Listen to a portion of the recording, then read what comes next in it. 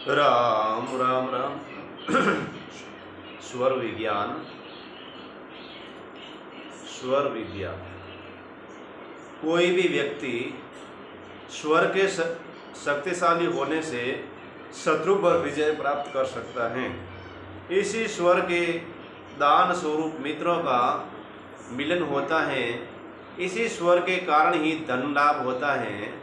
इसी स्वर के कारण ही प्रीति की प्राप्ति होती है और सुखी होता है। यदि स्वर यदि सहयोगी हो तो शीघ्र व्याह हो जाता है। इसी के कारण राजा आदि का दर्शन होता है। उपास्य देवता की साधना सफल होती है। इसी स्वर के कारण वशीकरण प्रभाव होता है। इसी स्वर के कारण यात्रा आदि के अवसर आते हैं और स्वादिष्ट भोजन की प्राप्ति होती है। स्वर के कमजोर या शक्तिशाली होने से मलों का निवारण होता है।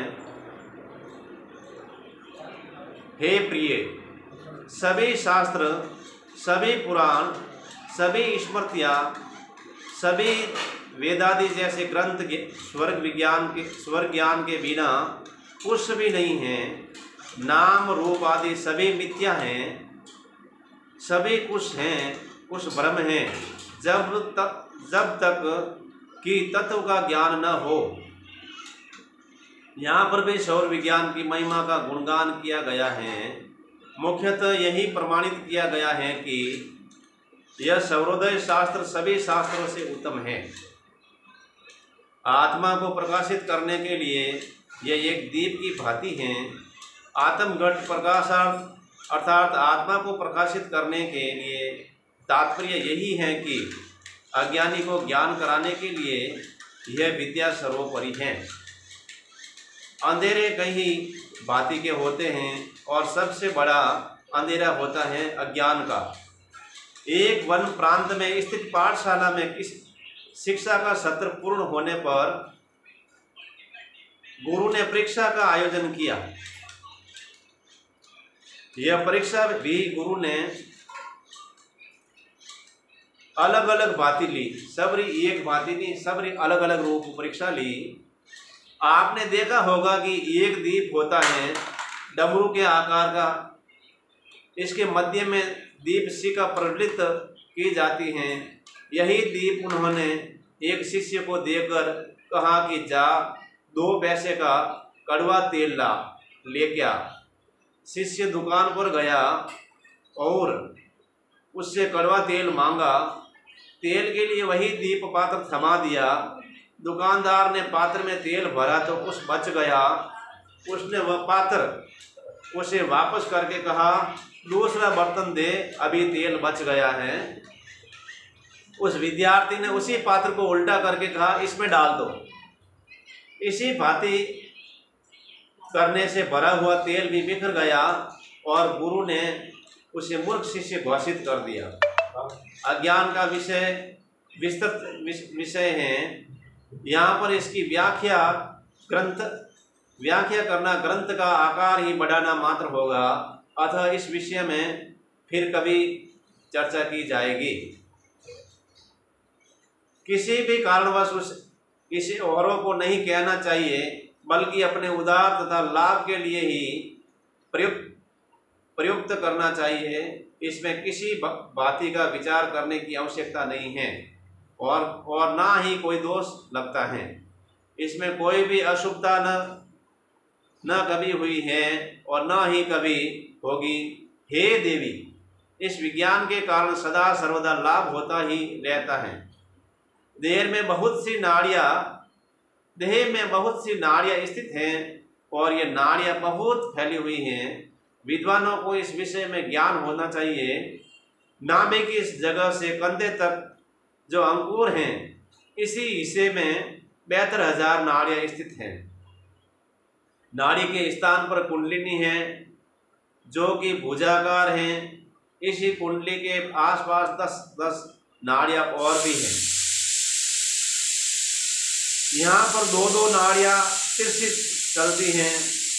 इसमें ही 10 नाड़ियाँ प्रधान हैं। शेष 10 नाड़ियाँ वायु को प्रवाहित करती हैं। तीन स्थितियां अर्थात नीचे ऊपर अर्थात तिरछी नाड़ियां देह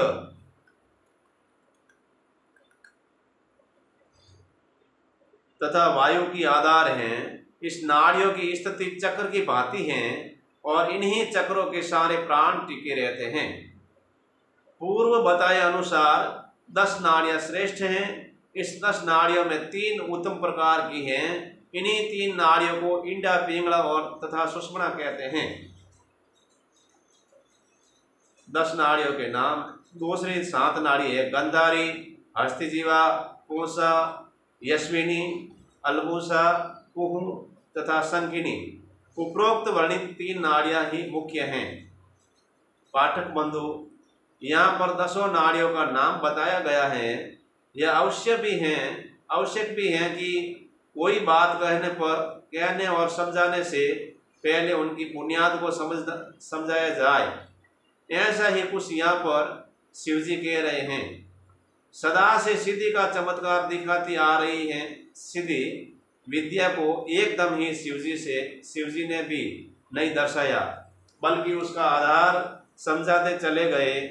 यही सब आप समझ रहे होंगे। इंडा बाईं तरफ स्थित है, पिंगला दाहिनी तरफ स्थित है, सुषुम्ना मध्य में स्थित है, गांधारी बाईं आंख में स्थित है, दाहिनी आंख में हस्तजीवा स्थित है। तो दोनों दाहिने कान में पूंसा नामक नाड़ी स्थित है। इसी भांति बाएं कान में यश्विनी नाड़ी तथा आनन में अलबूसा नाड़ी स्थित है। कुहू लिंग स्थान में स्थित है। संकिनी गुदा में निवास करती हैं। इसी भांति शरीर के 10 द्वारों पर 10 ही नाड़ियां विद्वान रहती हैं। उपरोक्त 10 नाड़ियां देह के बीच में विद्वान हैं, जबकि मुख्य 3 नाड़ियां प्राण के रास्ते में रहती हैं। नाड़ियों का नाम पूर्व ही वर्णन कर दिया। अब वायु के नाम को समझो। प्राण, अपान, समान, उदान तथा व्यान ये वायु के नाम हैं। यह रहस्य समझने योग्य है, अतः प्रत्येक पाठक इसे समझ ले, क्योंकि आगे चलकर इसे लाभ प्राप्त होगा। राम राम राम राम राम।